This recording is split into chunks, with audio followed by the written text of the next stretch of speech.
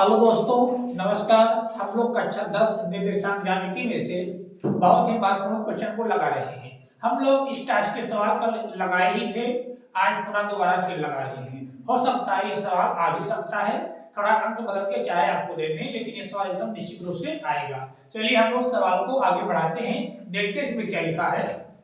इसमें लिखा है कि बिंदु 2, -3 और -4, 6 को मिलाने वाले रेखाखंड को 1:2 के अनुपात में क्या करता है, अंतर विभाजित करने वाले वृत्त के निर्देशांक ज्ञात करना है।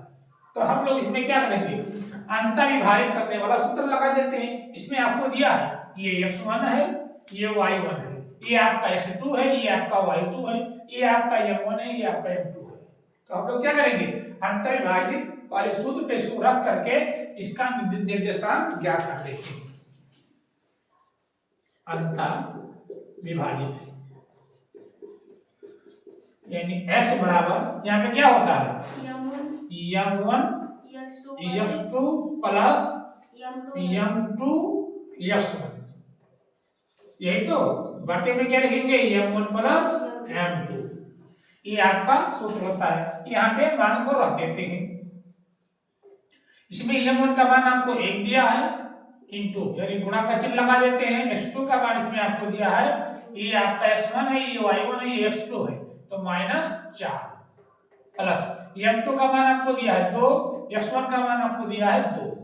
बटे में क्या करेंगे, m1 m2 को जोड़ देते हैं इस तरह, यानी m1 है, ये m2 है।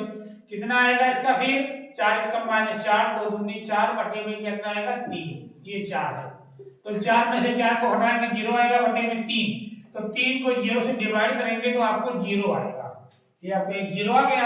अब फिर y बराबर लिख देते हैं यहाँ पे, देखिए y बराबर, तो y बराबर यहाँ पे होता है m1 y2 plus m2 y1 बटे में m1 प्लस m2, यही तो। अब क्या करेंगे, इसका भी मान यहाँ से उठाकर रख देते हैं। तो y बराबर m1 का मान है आपको 1, y2 का मान यानी आपको दिया है 6, प्लस m2 का मान आपको दिया है 2, y1 का मान आपको दिया है -3, बटे में कितना आएगा 1 प्लस 2। यहाँ पे बगल में लिख देते हैं, जगह कम होने की वजह से 6 कम 6, फिर 2 3 6 हो जाएगा यहाँ पे, बटे में 3, तो 6 में से 6 को माइनस करेंगे तो 0/3 आएगा। अब 3 को 0 से डिवाइड कराएंगे तो हमारा 0 ही आएगा, यानी y बराबर 0 आया। आपसे पूछा गया था कि इसके जो मूल बिंदु यानी जो आपको विभाजित करने वाले बिंदु के निर्देशांक ज्ञात कीजिए, तो आपका निर्देशांक आ चुका है